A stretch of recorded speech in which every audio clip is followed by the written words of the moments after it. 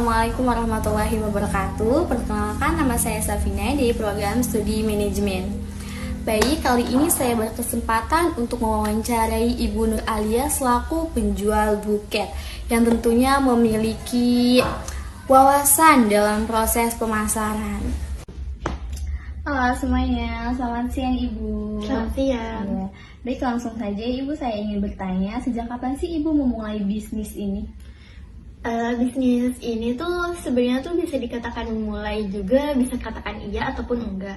Soalnya awalnya tuh cuma sekedar iseng, karena kan saya kan suka bikin kreasi-kreasi gitu. Jadinya waktu SMA itu sama teman-teman itu jualan buket itu juga cuman pas musim wisuda aja kita bareng-bareng bisnis, karena kan kayak sahabatan gitu nama orang, jadi kita tuh bikin bisnis buket itu.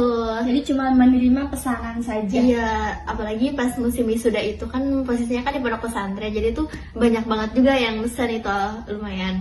Terus ya karena udah lulus dari SMA tersebut, dari pondok tersebut, jadi saya melanjutkan bisnis saya di rumah, bisnis rumahan lah gitu.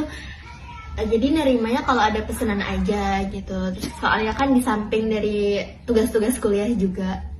Ya, baik, lanjut ya Ibu ya. Itu selain pesanan buket itu apakah ada lain gitu atau jenis-jenis buket yang lain bagaimana aja gitu? Oke, tentunya pada awalnya sih cuma sekedar buket bunga ya. Tapi karena sekarang kan banyak request, terus juga emang harusnya lebih di inovasi-inovasi lagi. Jadinya tuh ada buket bunga, ada buket pita satin, ada buket uang, ada buket boneka, snack, ataupun pesanan seperti kerudung dibikin bunga, itu bisa banget. Nah, itu bagaimana sih cara menentukan harganya gitu? Cara menentukan harganya tentu kita tuh harus menghitung dari pengeluaran dari modal tersebut, terus juga tentang hasil yang kita inginkan sesuai dengan itu kan membuat buket itu bukan sekedar kayak menjual barang, tapi di situ tuh ada kreativitas juga yang nggak semua orang bisa gitu. Baik, lanjut ya Ibu ya. Siapa saja sih target pelanggan utama untuk penjual buket? Iya. Target utama untuk menjual buket saya itu ya pastinya kalangan anak muda, karena kan biasanya anak muda tuh yang suka sama bunga-bunga. Terus juga biasanya anak muda yang ngasih hadiah ke orang tua seperti untuk, jadi ini tuh nggak di penjual buket ini itu disesuaikan pada waktu juga sama orangnya. Kalau waktu itu biasanya di hari graduation itu wisuda, terus juga di hari ibu, hari guru, pokoknya di hari-hari spesial yang mana orang tuh memberi hadiah. Dan kalangan-kalangan yang memberi hadiah tuh pastinya kan orang-orang muda gitu. Ya. Nah, kan itu kan biasanya kayak musim-musiman gitu ya? Iya, betul. Terus itu bagaimana cara pemasarannya, mempromosikannya gitu? Caranya itu dengan cara apa gitu? Menurut saya dipromosikannya pada zaman sekarang ini kan ada teknologi ya kan. Teknologi itu membantu banget kita sebagai penjual itu. Apalagi kan kita lebih sering scroll kayak aplikasi sosial media itu. Jadi kita tuh bisa meracuni orang-orang pakai video-video lucu tentang penjualan kita. Jadi orang tuh bakal tertarik, oke, kita harus beli buket nih buat hari ibu, atau kita beli buket nih buat hari guru besok gitu misalkan.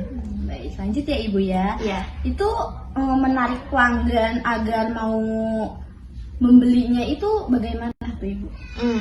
Menarik pelanggannya itu tentunya kita tuh harus memberikan keistimewaan dari penjualan kita. Jadi itu memberikan kayak harus punya karakter juga berbeda. Kan kalau penjual buket tuh banyak kan yang jual buket juga, bukan sekadar saya ataupun pokoknya banyak. Jadi kita tuh harus punya karakter, punya keistimewaan dari usaha buket kita supaya orang tuh lebih condong melihat ataupun memilih untuk memesan di kita gitu. Lanjut ya Ibu ya.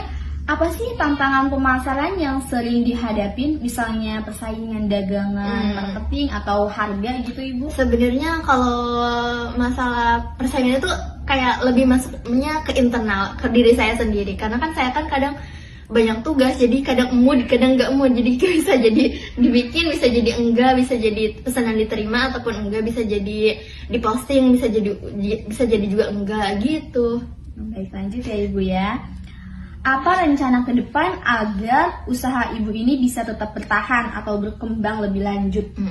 Tentunya setiap penjual tuh pengen usahanya kan meningkat. Jadi saya juga mempersiapkan beberapa, seperti mempersiapkan modal lagi, terus juga mempersiapkan tempat untuk usaha, terus juga mempersiapkan waktu saya juga untuk lebih ada untuk menjual buket ini. Baik, lanjut ya Ibu ya. Iya. Menurut Ibu, apa kunci keberhasilan menjaga pelanggan tetap datang gitu, tetap memesan? Tentunya untuk menjaga itu tuh sebuah kepercayaan juga ya, kepercayaan dari yang memesan ini.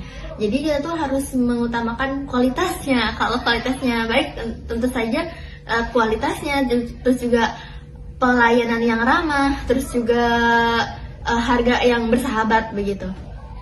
Baik, lanjut ya Ibu ya.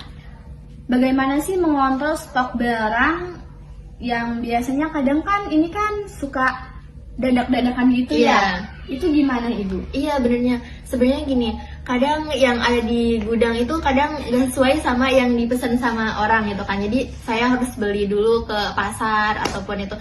Jadi strateginya ya yang memesan itu diharapkan bisa jauh-jauh hari dari